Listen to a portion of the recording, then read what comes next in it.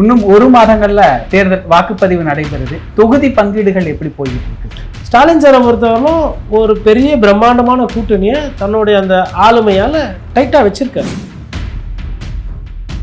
27ன்ற மாதிரி செய்தி வருது பாரதிய ஜனதா கட்சிக்கு. சிறிய கட்சியில் யாருன்னா ஒருத்தர் கூச்சின்னு போகிறா ஒரு ரைட்டு போயிட்டு வாங்க அப்படின்னு அனுப்பிச்சுட்டோம். இபிஎஸ் அந்த மைண்ட் செட்டில் இருக்காரு. இதுல அந்த 4 முனை போட்டி எப்படி சார், அது உறுதிதானா? அது எத்தனை முனையும் வேணா வச்சுக்கலாம். போட்டின்றது 2 பெரிய பிளேயர்ஸ்க்கு தான். அது அந்த திராவிட கட்சிகளுக்குள்ள அவங்களுக்குள்ள முடியும். இப்போ இந்த தாவேகா தரப்புல ஒரு உத்தேச பட்டியல் விஜய் பெரம்பூர், இது எப்படி சார் பெரம்பூர் விஜய்க்கு கை கொடுக்குமா? ஒரு தலைவராக வந்து ஒரு 30 நாள் கையில் இருக்கு வச்சுக்கோங்களேன். வேட்பாளராக அவர் வந்து மினிமம் 15 நாள் 20 நாள்லாம் உழைக்கணும். அது யாருன்னா போய் தயவு செய்து அவர்கிட்ட சொல்லணும். தோற்று போயிட்டா அசிங்கமாக போயிடும். எம்எல்ஏவா பர்செப்ஷனே அடி வாங்கிடும். வீரத்தை பற்றி பேசுகிறார், தைரியத்தை பற்றி பேசுகிறாரு. அது ஆதரவு ஓடி வந்தாரா இல்லையா? கரூர்லேருந்து கார்லேருந்து வெளியில் வந்து டாடா கார்டன் வரத்துல சிபி அங்கே கேமராமேன் மைக்கில் ஏர்போர்ட்டில் நிற்கிறாங்களே, பேசிட்டு வர வேண்டியதானே? அவ்வளோ பெரிய வீரர் தானே நீங்கள். அழுத்தமுகுதுன்னு வீட்டுக்குள்ளே உட்காந்துக்கிறீங்க. You can be a celebrity and claim that you are a politician. ஏரியில் இருக்க மீனும் கடல்ல இருக்க மீனும் ஒன்றும் ஆகாது. இந்த புரிதல் இருக்கு இல்லையா, அவருக்கு அது சுத்தமா கிடையாது. செந்தில் பாலாஜியால பத்திரிகையாளரை சந்திக்க முடியுதா இல்லையா? இப்போ நீங்க சொல்லுங்க, செந்தில் பாலாஜி தைரியமான ஆளா இல்ல விஜய் தைரியமான ஆளா? அதை வச்சுதான் பதில் சொல்லலாம். சும்மா வந்து ஒரு பொம்மை துப்பாக்கியை வச்சுக்கணும், சுற்றுவேன்னு சொல்லிட்டு இதே வேலையை தான் பண்ணிட்டு இருக்காங்க. சமீபத்திய ஒரு கருத்து கணிப்பு 60 தொகுதிகள் விஜய் ஜெயிப்பாரு, முதலமைச்சர் வேட்பாளரும் அவரு தான் லீடிங்ல இருக்கிறாருங்கிற மாதிரி நீங்க எப்படி பாக்குறீங்க? என்ன கணிப்பு? அந்த கருத்து கணிப்பு அப்படியே வைங்க. ஓட்டு என்ற அன்னைக்கு சாயந்தரமா பேசுவோம்.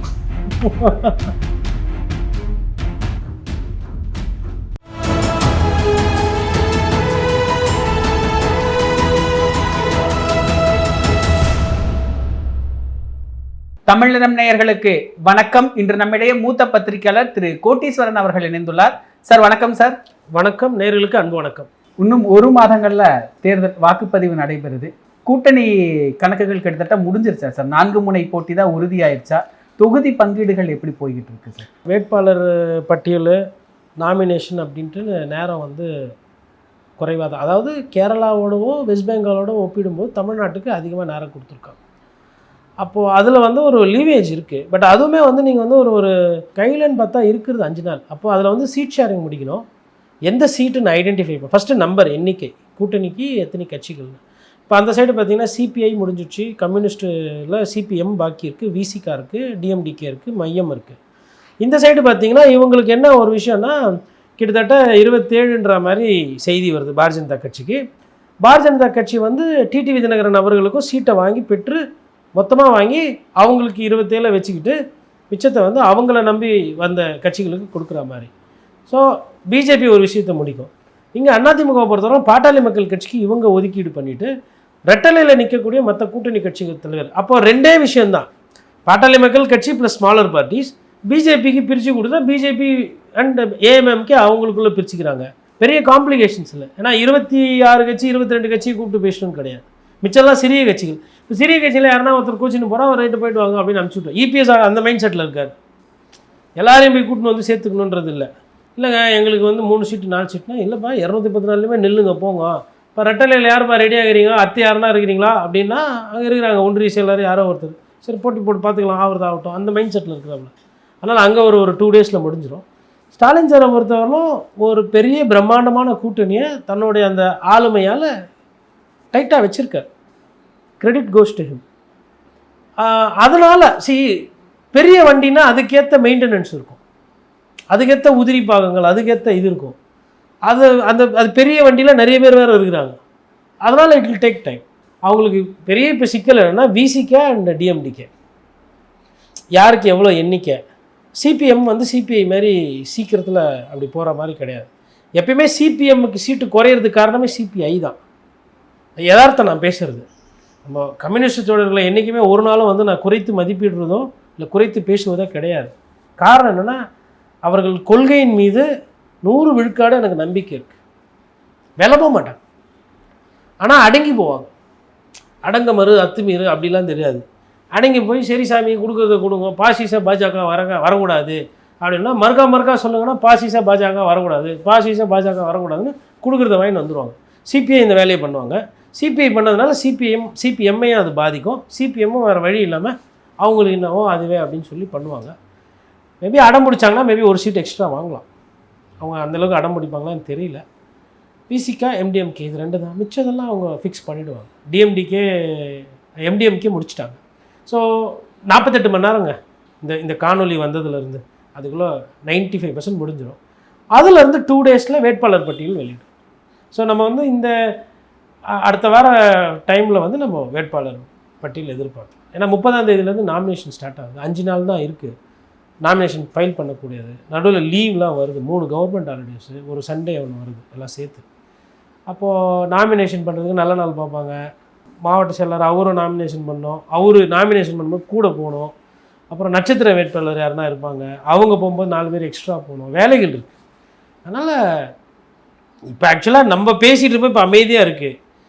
மாவட்ட செயலர் வீட்லேயோ இல்லை சட்டமன்ற எம்எல்ஏ நிற்க போகிறவங்க வீட்டிலலாம் போனீங்கன்னா அண்ணல்லாம் இருக்கும்.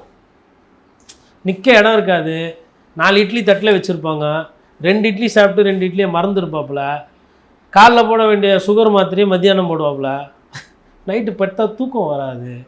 மண்டக்குள்ளே 2 லட்சம் ஓட்டு இதே தான் ஓடும். அரசியல்வாதியாக அடுத்த 30 நாள் இருக்கிறது ரொம்ப ரொம்ப கஷ்டம். அதாவது இது வரலாம் ஜாலி. என்எஸ் கிருஷ்ணன் சொன்னவார்ல, 1லேருந்து 20 வரலாம் கொண்டாட்டம் அதுக்கு மேலே திண்டாட்டம். இது வரலாம் பார்த்தா ஜாக்பாட்டு தான், டெண்டர் தான். அண்ணன் வெள்ளை சொக்கா போட்டார்னா யாரையும் கண்ணாடி இறங்கணும்னு அவசியம் இல்லை. வேகமாக போவோம் வண்டி. ஊரில் யாருன்னா கேஸ்னாங்கன்னா நிறுத்தி தான் கேட்குற இடமா வீட்டுக்கு வாங்கன்னு வாங்க. கோரிக்கை எதுனா வச்சா வீட்டுக்கு போனால் அண்ணன் தூங்குறாரு, அண்ணன் குளிக்கிறார், அண்ணன் இப்போ பார்க்க முடியாது, நாளைக்கு வாங்குவோம், இப்படிலாம் நடப்பாங்க. இப்போ அப்படிலாம் பண்ண முடியாது. என்னது அண்ணன் பார்க்க மாட்டாரா அப்படின்வாங்க. எங்கள் ஊருக்கு வாங்க அப்படி. நிறைய இடத்துல வேட்பாளர் 2 தடுத்துலாம் நிறுத்துவாங்க. மாண்புமிகு சட்டமன்ற உறுப்பினர்கள், மாண்புமிகு அமைச்சர் பெருமக்கள், மாண்புமிகு எதிர்கட்சியில் இருக்கவங்க, புதுசாக கட்சி தொடங்குவாங்கலாம். ஜனங்களை போய் சந்திக்கும் போது ஜனங்க அவங்க யாருன்றதை காட்டுவாங்க. அதுதான் இந்த திருவிழாவோட அழகே. நிறைய இடத்துல இனிமேல் பாருங்கள், போக போக வந்து அந்த ஊரில் கொஞ்சம் கசப்பாக இருக்குண்ணா. அங்கே ஒரு பையன் ஒரு பிரச்சனை பண்ணுகிறான். அவன் முன்னாடி அந்த ஒரு தண்ணி டேங்க்கு ப்ராப்ளம் ஒன்று ஆச்சு பார்த்தீங்களா, அந்த ஊரில் எல்லோரும் சொல்லி வச்சுக்கிறான். நம்ம அந்த தெரு விட்டு பக்கத்து தெரு வழியாக போயிடலான்னான்லாம் பேசிகிட்டு இருப்பாங்க இப்போ. ஆனால் அந்த தம்பி வெயிட்டிங்கில் இருப்பாப்புல. நீ வா 4 மணி கூட்டுரோடு வரணும்ல, அப்போ வந்து நாங்கள் பண்ணுறோம். நிறைய நேரத்தில் அமைச்சர்கள் எல்லாம் தொகுதி உள்ள விடாமல் திருப்பி அமைச்சர்லாம் இருக்குங்க தமிழ்நாட்டில். வேடிக்கையாக இருக்கும். யார் இந்த இடத்துக்கு கண்ட்ரோலுன்றது அப்படியே ஃபீல்டுக்கு போய் பார்க்கும்போது ஃபீல்டு வந்து அவ்வளோ டேட்டாவை த்ரோ பண்ணும், அவ்வளோ எக்ஸ்பீரியன்ஸஸ் கொடுக்கும். இதில் அந்த 4 முனை போட்டி எப்படி சார், அது உறுதி தானா? 4 முனை போட்டி உறுதி தான். நாம் தமிழர் கட்சி உறுதி, அதில் மாற்றே கிடையாது. அவங்க வேட்பாளரை போட்டுட்டு அவங்க எறும்பு எப்படி உழைக்குமோ அது மாதிரி உழைச்சிட்டு இருக்கிறாங்க. தெருவாக போகிறாங்க, வீட்டுக்கு போகிறாங்க. அவங்க சக்திக்கு என்ன போராட முடியுமோ, என்னத்தை சொல்லி அவங்க வாக்குகள் பெற முடியுமோ அதை வந்து அவங்க வச்சு பண்ணிகிட்ருக்காங்க. ஸோ 1 முனை போட்டி உறுதி. திமுக வந்து கூட்டணி நம்பர்ஸு உறுதி. அதிமுக பாஜக உறுதி. தாவேகா வந்து தனித்து விடப்படுவது உறுதி.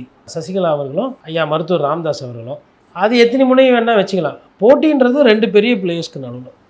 அது அந்த திராவிட கட்சிகளுக்குள்ளே அவங்களுக்குள்ள முடிச்சுக்கும். இப்போ இந்த தாவேகா தரப்பில் ஒரு உத்தேச பட்டியல், நட்சத்திர அவங்க முக்கியமான ஆட்கள் எல்லாம் சென்னையை குறிவிக்கிறது, விஜய் பெரம்பூர், இது எப்படி சார்? பெரம்பூர் விஜய்க்கு கை கொடுக்குமா, எப்படி பார்க்குறீங்க? விஜய் எங்கே நின்னாலும் கை கொடுக்குங்க.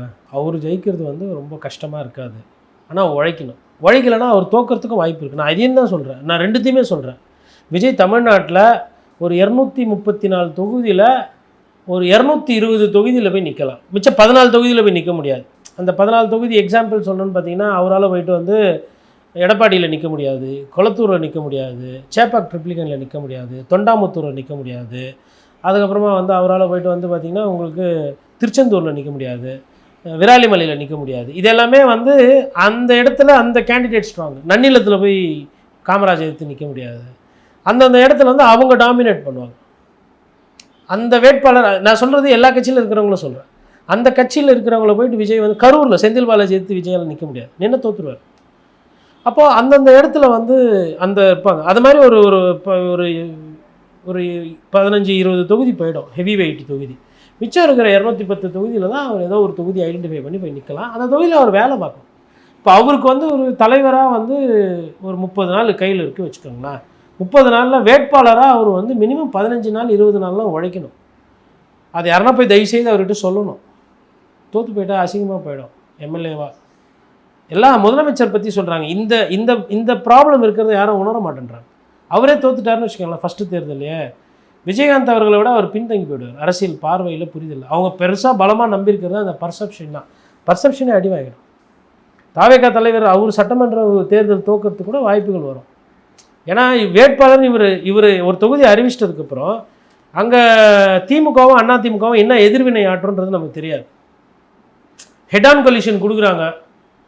திடீர்னு இவர் சேகர் பாபு தூக்கின்னு போயிட்டு பெரிய ஆள் ரவுடி கிவுடிலாம் ஆதரவு சொல்லிட்டாப்புல, அதனால் எமாம்பேரி ஆள் நீங்கள் நின்று காட்டுங்கன்னா ஃபஸ்ட்டு இனிஷியலாக அவர் அழுவாப்புல, கண்ணில் தண்ணி வந்துடும். யாருக்கு? அமைச்சருக்கு. நான் சவுண்டெல்லாம் நல்லா கொடுப்பேனா, விஜய் சார் எதிர்த்து போய் விஜய் இல்லை நீங்கள் தான் நிற்கணும் அப்படின்னு ஒரு தள்ளுறாங்கன்னு வச்சுக்கோங்களேன். இவரை பார்த்து அவர் பயப்பட, அவரை பார்த்து இவர் பயப்பட, இது 2 பேரை பார்த்து அதிமுக வேட்பாளர் பயப்பட, ஒரே டமாசாக இருக்கும். இல்லை திருச்சியில் போய் நிற்கிறாரு, அவர் நேராக கூப்பிட்டு ஆனால் அப்பா நீங்கள் அங்கே நிற்கணுன்ற மாதிரி பிரியப்படுறாரு, பேசணுன்னாரு, கொஞ்சம் வாங்கன்னு உதயநிதி கூப்பிட்றாரு வச்சுக்கோங்களேன். அதுவும் கிழக்கு மேற்குலாம் பார்த்துக்கிறாங்க. எனக்கு திருச்சின்னா நேரு தான், உங்களை தான் தெரியும், அது என்னன்னு பார்த்து முடிச்சு விடுங்கண்ணா, நீங்களே போய் நில்லுங்கண்ணா அப்படின்னா நெருக்குறாங்கன்னு வச்சுக்கோங்களேன். நேரு அவர்களை தூக்கின்னு போய் விஜய் மீது போடுறாங்க. பக்கத்து தொகுதி மாதிரி நில்லுங்க, பார்த்துக்கலாம், நீங்கள் பார்த்துக்கலாம், கட்சி இருக்குது பார்த்துக்கலான்னா அதே தான். நேரு அவர்களை பார்த்து விஜய் பயப்பட, இதுக்கு நடுவில் அங்கே இருக்கிற அதிமுகக்காரன் நம்ம தான் நடுவில் பூந்து வரதுக்கு வாய்ப்பு இருக்கா. ஏன்னா டைட்டாக போவோம், சைக்கிள் கேப்பில் பூர்றதுன்னு வாங்க இல்லையா, அது கூட வாய்ப்பு நடக்கலாம். அவருக்கும் ஒரு ஆப்ஷன் ஓப்பன் ஆகும். ஹெவி வெயிட் டெரெயினில் அதுதான். யாரா நினச்சிங்களா வானதி சீனிவாசன் ஜெயிப்பாங்கன்னு? எப்படி ஜெயிச்சாங்க? அதான் பாலிடிக்ஸோட பியூட்டி. கமல் தான் வின்னு அந்த தொகுதி, அதிமுக கோட்டை, ஆனால் பிஜேபி நிற்கிது, அதனால் கமல் தான் வெற்றி. திமுக அங்கே ஓட்டு போட்டு பழக்கம் இல்லை, இதுதானே இருந்தது. யாருன்னா ஒரு வீகோ வகுப்பாளர் இல்லை ஒரு பத்திரிகையாளர் கரெக்டாக கணிச்சாங்களா? அரசியல் எது வேணால் நடக்கும். ஜெயலலிதாலாம் தோக்கும்போது, ஸ்டாலின் அவர்கள் தோற்ற போது எம்எல்ஏக்கு, விஜய் சார் எம்எல்ஏ தோக்கிறதுக்கு வாய்ப்பு இல்லையா? இன்னொன்று வீரத்தை பற்றி பேசுகிறார், தைரியத்தை பற்றி பேசுகிறாரு. அது ஆதரவு ஓடி வந்தாரா இல்லையா கரூர்லேருந்து? சரி, கரூர்லேருந்து போலீஸ் சொன்னாங்க ஓட்டாங்க. கார்லேருந்து வெளியில் டாடா கார்டன் வரத்ததில் சிபி அங்கே கேமராமேன் மைக்கில் ஏர்போர்ட்டில் நிற்கிறாங்களே, பேசிட்டு வர வேண்டியதானே? அவ்வளோ பெரிய வீரர் தானே நீங்கள், பேசிட்டு வர வேண்டியதானே? செந்தில் பாலாஜி போகிறாப்புல ஏர்போர்ட்டில் வராங்க, 11 மைக்கு, 3 கேமராமேன், 2 ஃபோட்டோகிராஃபர் ஏர்போர்ட்டில் இருக்கிறாங்க. நான் கேட்டேன், இது டெல்லியில் இருக்கிற என்னோடய நண்பர்களுக்கு ஃபோன் பண்ணி கேட்டேன். 2 நிமிஷம் 47 செகண்டு செந்தில் பாலாஜி பேசுகிறாப்புல பிசிறு தட்டில். கேள்விகள் கேட்டாங்களா? ஆமாம் கேட்டாங்க. அப்படியா இப்படியா நோண்டி கேட்குறாங்க. நிறைய சந்தேகங்கள் இருந்தது அவங்களுக்கு. என் மீது ஒரு சில கருத்துக்கள், ஒரு சில கேள்விகள் வைத்தாங்க. அவங்க கேட்ட கேள்விக்கு எல்லாமே பதில் சொல்லியிருக்கேன். திரும்ப விசாரணைக்கு வர்ற மாதிரி இருக்குன்ற மாதிரி சொன்னாங்க. ஒத்துழைப்பேன்னு சொல்லியிருக்கிறேன். ஒரு சில விஷயம் அவங்க தெரியப்படுத்தியிருக்கேன். எவ்வளோ நேரம் விசாரித்தாங்க? 10:30க்கு கூப்பிட்டாங்க, 10:15க்கே போயிட்டேன். அப்புறம் 5 மணியோ 7 மணியோ ஏதோ ஒரு டைம் சொல்கிறார். இவ்வளோ நேரம் விசாரித்தாங்க. எத்தனை கேள்விகள் கேட்டாங்க? நிறைய கேள்விகள் கேட்டாங்க, ஞாபகம் வச்சுக்கல. ஆனால் கேட்ட கேள்விகள் எல்லாத்துக்குமே பதில் சொன்னேன். நான் அங்கே அதெல்லாம் முடிச்சுட்டு அப்புறமா போகும்போது ஒரு 2-3 ரிப்போர்ட்டர்ஸ் கூட பேசிட்டு போகிறாங்க. அப்போ ப்ரெஸ் மீட்டை முடியும் போது செந்தில் பாலாஜி இன்றைக்கி கஷ்டத்தில் தான் இருப்பாப்புல. மக்கள் எப்படி இது பார்ப்பாங்க? சொந்த மக்கள் கரூரில், அதை தாண்டி கொங்கு மண்டலம் ஃபுல்லாக தலைமை வேலை கொடுத்துருக்கு. இன்றைக்கி தேதியில் நான் அமைச்சர் கிடையாது, 2 கேஸ் இருக்குது, ஊழல் கேஸு. எப்போ வேணால் நான் ஜெயிலுக்கு போகலாம், இல்லை எப்போ வேணால் தண்டனை வரலாம். வர தேர்தலில் நான் ஜெயிக்கலாம், தோக்கலாம், ஆட்சி வரலாம், போகலாம். இவ்வளோ பஞ்சாயத்துக்கு நடுவில் சிபிஐ விசாரணை. அந்த ப்ரெஷரை ஹேண்டில் பண்ணுறாப்புல, இல்லை பொலிட்டிக்கல் ப்ரெஷரை. அழுத்தமுகுதுன்னு வீட்டுக்குள்ளே உட்காந்துக்கிறீங்க. ஏன் செந்தில் பாலாஜிக்கு அழுத்தம் இல்லையா? எத்தனை நாள் வச்சாங்க ஜெயிலில்? பெயில் வாங்குறதுக்கு எவ்வளோ கஷ்டப்பட்டு வந்தாப்புல. இந்த ஆஸ்பத்திரி அந்த ஆஸ்பத்திரி இதெல்லாம் நடந்தது இல்லைங்களா? அப்போது are you a political material is my question. Are you a politician inside and outside? You have to be 24 hours bar 7, you have to be a politician. You can't be a celebrity and claim that you are a politician. Celebrity வேறு, politician வேறு. நாளை MS Dhoni வராப்பலனா இஷ்டம் இருந்தால் ரசிகர்கள்கிட்ட போய் இறங்கி tata காட்டுவாப்பில், whistle ஊதுவாப்பில், கை வைப்பு பண்ணுவாப்பில். தேவையில்லைன்னா அவர் பாட்டுன்னு போயிட்டே இருக்கலாம். அரசியல்வாதி அப்படி போக முடியாது சார். அந்த வேல்யூ இருக்குதுல்ல, அதை அப்படியே அழிச்சிருவாங்க. தேர்தல் நேரத்தில். அதெல்லாம் புரியல. ஒரு ஒரு அரசியல்வாதிக்கும் ஒரு பிரபலத்துக்கும் என்ன வித்தியாசம்? பிரபலத்தோட ரீச் என்ன, அரசியல்வாதியோட ரீச் என்ன, இவரோட தாக்கம் என்ன, அவரோட தாக்கம் என்ன, அது நிறைய கணக்குகள் இருக்குது. ஏரியில் இருக்க மீனும் கடலில் இருக்க மீனும் ஒன்றும் ஆகாது. இதனுடைய தன்மை, இதனுடைய விதம், இதனுடைய சுற்றுச்சூழல் வேறு, அதனுடைய தன்மை, விதம், சுற்றுச்சூழல் வேறு. ரெண்டுமே மீன் தான். அந்த புரிதல் இருக்கு இல்லையா, அவருக்கு அது சுத்தமாக கிடையாது. வெளில வந்துட்டு பேசிட்டு போயிட்டாப்ல. ஏன் இப்போ செந்தில் பாலாஜியால் பேச முடியுதுல்ல, பத்திரிகையாளரை சந்திக்க முடியுதா இல்லையா? இப்போ நீங்கள் சொல்லுங்கள், செந்தில் பாலாஜி தைரியமான ஆளா இல்லை விஜய் தைரியமான ஆளா? அதை வச்சு பதில் சொல்லணும். யாருக்கு தைரியம் இருக்குது? சும்மா வந்து ஒரு பொம்மை துப்பாக்கியை வச்சுக்கணும், சுற்றுவேன்னு சொல்லிட்டு இதே வேலையை தான் பண்ணிட்டு இருக்கிறாங்க. அவங்களுக்கு இனிமேல்ட்டு இறங்கு முகம் தான். இறுதி கேள்வி சார், இப்போ சமீபத்திய ஒரு கருத்து கணிப்பு 60 தொகுதிகள் விஜய் ஜெயிப்பாரு, முதலமைச்சர் வேட்பாளரோ அவர் தான் லீடிங்ல இருக்கிறாருங்கிற மாதிரி நீங்க எப்படி பாக்குறீங்க? என்ன கணிப்பு? அந்த கருத்து கணிப்பு அப்படியே வைங்க, ஓட்டு என்ற அன்னைக்கு சாயந்தரமா பேசுவோம். கண்டிப்பா அதை பத்தி பேசுவோம் சார். கருத்து கணிப்பு வந்துங்க அவ்வளோலாம் துல்லியமாக எடுக்கிறதுன்றது கஷ்டங்க. பப்ளிக் என்ன நினைக்கிறாங்கன்றது அது கடைசி அந்த 3-4 நாளில் மாறக்கூடிய தன்மைகள் நிறைய நேரத்தில் இருக்குது. பார்க்கணும். கருத்து கணிப்பு வந்து ஒரு இண்டிகேட்டர் தான், அது முடிவு அல்ல. அதனால் 60 தொகுதி மேபி முன்னாடி எடுத்துருப்பாங்க, வாக்குகள் வாங்குவார் அவர். 60 தொகுதியில் முன்னிலையெல்லாம் வாய்ப்பு இல்லை. அவங்களாம் சிங்கிள் டிஜிட்டில் எம்எல்ஏஸ் எடுப்பாங்க, அவ்வளோதான். அந்த கட்சிக்கு அவ்வளோதான் பொட்டென்ஷியல். நிகழ்கால அரசியல் குறித்து பல தகவல்களை பகிர்ந்து கொண்டதுக்கு நன்றிங்க. நன்றி. இதே போன்று நிகழ்கால அரசியலின் சாரம்சங்களை அரசியல் ஆளுமைகளின் நேர்காணல் வழியே தொடர்ந்து காண தமிழ் நிறம் வலையொலியை சப்ஸ்கிரைப் செய்யுங்கள். தங்களின் மேலான கருத்துக்களை கருத்துளை பெட்டியில் பதிவிடுங்கள். நன்றி, வணக்கம்.